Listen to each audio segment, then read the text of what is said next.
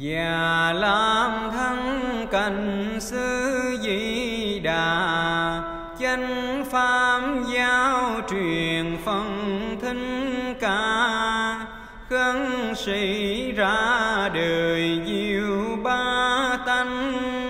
vô tăng xuân hiền độ ta bà, hỡi ai chìm đắm nơi trần lụy, sớm khá quay đầu khói đọa xa, đấng khánh hồng trần nơi giá tạm,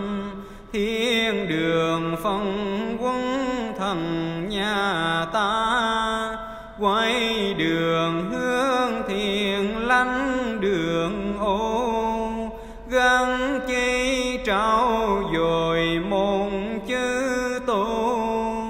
tháo mở lưới trần duyên trói buồn, thoáng ra cho khỏi thế gian tù,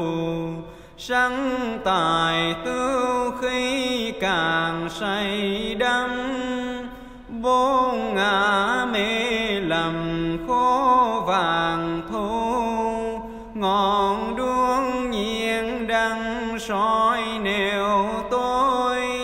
vẹn tan đường lối ánh mây mù che ánh sáng trời hồng, vầng chân bao vây ám mũi lòng, khi sống tạo thành muôn sự nghiệp, tháng rồi cúng một năm tay không, công danh phú quý đêm sao đằng, chỉ có nghiệp duyên chân chậm chồng, quyến thuồng thắng bằng nào cứu đường, nương về